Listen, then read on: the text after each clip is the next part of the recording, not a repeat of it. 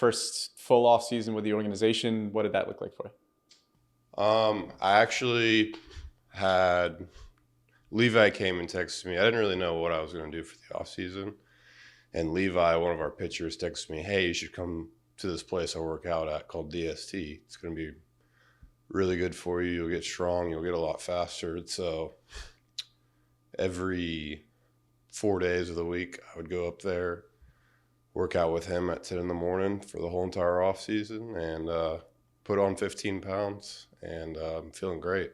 Yeah, so I know one of your biggest things last year was obviously your speed. You still got a lot of stolen bases this year, but you put on 15 pounds. How are you maintaining the balance between, trying to put on some weight and maintaining that explosiveness? So I actually got faster putting on the weight. It's some people get it as a misconception that if you gain weight, you actually get slower, but I actually put more power into the ground now that I gained the weight and gained the muscle, and it's actually gotten me faster.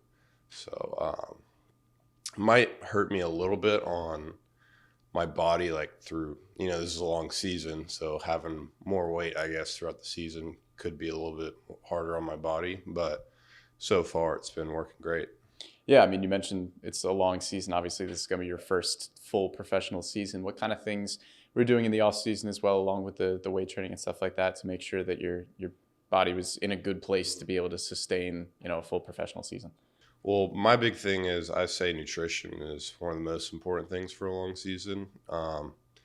If you're eating like fried food and other bad foods, you're not going to be feeling great the next day, and your body's you're gonna know by how your body feels that you should have been eating that. But getting the right food in your system is huge, and just working out a few times a week for sure, and not getting away from the weight room. Yeah, and you're still, relatively new to the organization. What are some maybe initial impressions of what the coaches are trying to do with you, and maybe some of the organizational philosophies that you've learned? Well, I've quickly learned that this is one of the best organizations to be a hitter in.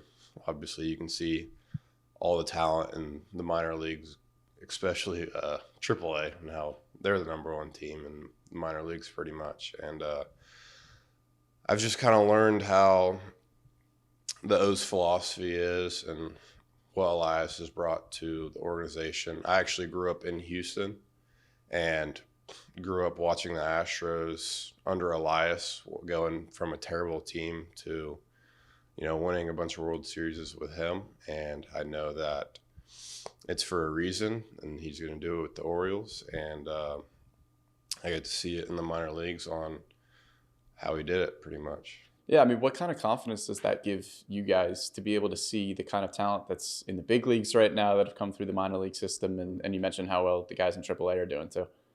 I mean, it just gives me so much confidence, honestly. You see that the Orioles for like 3 years in a row have had the number one prospect in the country. So, which is, what was it, Gunnar, Adley, and Jackson? Yeah, and then you got Basayo right now. I got to see a sneak peek of him last year. And I was here for a week at the end of the season last year, and he hit like 3 home runs that week, hit a walk-off homer, and it was just so fun to watch. Buying into the approach that the O's gave us, my first year, just seeing the success that it gave me just gives me all the confidence. Yeah, I mean, you're having a lot of success to start the season so far. What's working well for you? Just staying to myself, doing what I've been doing my whole life since I was a kid. Not trying to change anything too much. Just going out there, having fun, and playing the game I've played my whole life.